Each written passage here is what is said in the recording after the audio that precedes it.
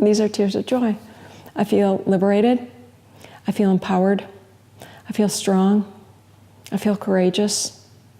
I'm ready to tackle the world. For the first time on camera, Toledo native Patty O'Connor is telling her story about what happened between her and Bill Cosby in October 1984. More than 60 women have accused the comedian of sexual assault, and she's one of 3 accusers who until now have only been known as Jane Doe in court documents. Reading most of the stories of the other women, he was right on course with his MO of what he did with everyone else.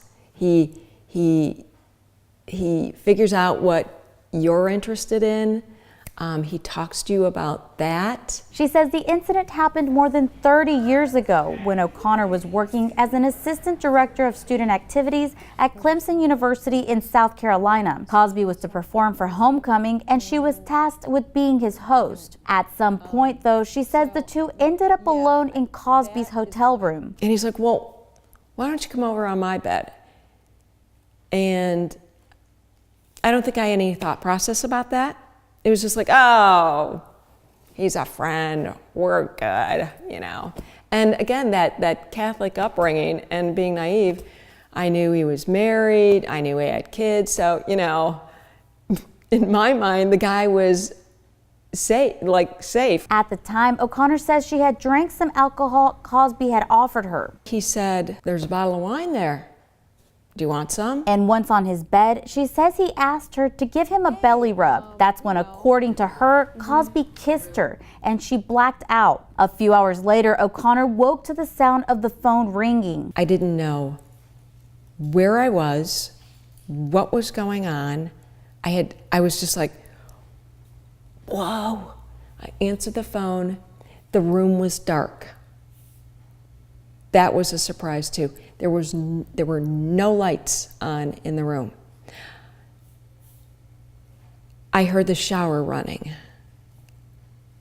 My boss was on the phone and he was screaming. The two were running late to the performance and O'Connor's boss had to pick them up. They all headed to the university where this picture was taken. Cosby then took the stage and that's the last time she had anything to do with him. She says she actually told the story as a joke until 2005. Andrea Constant from Temple University came out and made allegations against him that he sexually assaulted her. And it changed my world. At the time, O'Connor says she reached out to Constant's lawyer and became Jane Doe number 6 in the case. And although she doesn't have any physical evidence, there was no way on God's green earth that being a female alone in the hotel room with him, passed out, that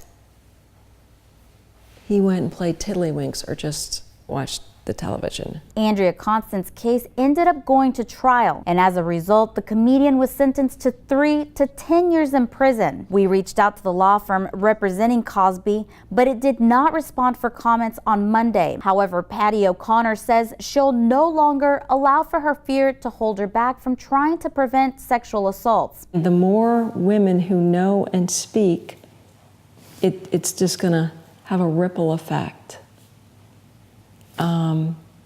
In girl power sort of thing.